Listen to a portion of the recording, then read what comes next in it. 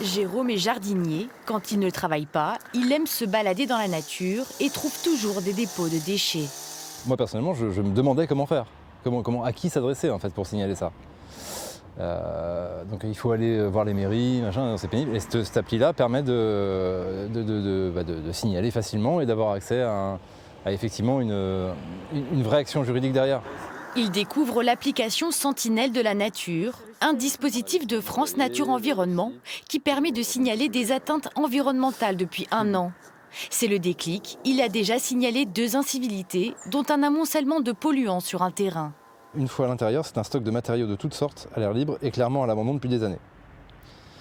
Ensuite, j'ai précisé dépôts, rejets polluants, dépôts de déchets, déversement de substances polluantes, brûlage illégal. Son signalement est en cours d'analyse par France Nature Environnement. Dans ses bureaux, les incivilités sont constatées. L'association est agréée pour la protection de l'environnement.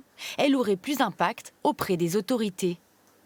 À partir du moment où on envoie un courrier, on voit que c'est de suite pris en compte et beaucoup plus rapidement peut-être qu'effectivement des citoyens qui ont déjà été amenés à signaler plusieurs fois directement des situations qui leur paraissent pas normales. Parfois, la suppression de décharges prend beaucoup de temps, comme ici non loin du port technique de Ramonville-Saint-Agne. Un citoyen l'a signalé à l'été 2019.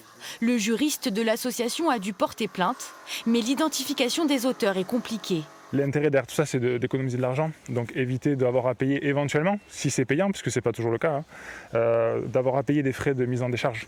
Et donc la personne s'exécute généralement de manière cachée, la nuit. La préoccupation de l'association est le déversement des produits dangereux dans le cours d'eau qui se trouve à quelques mètres. La mairie explique que la décharge est nettoyée mais réapparaît. En 2019, l'association a reçu 450 signalements en Midi-Pyrénées.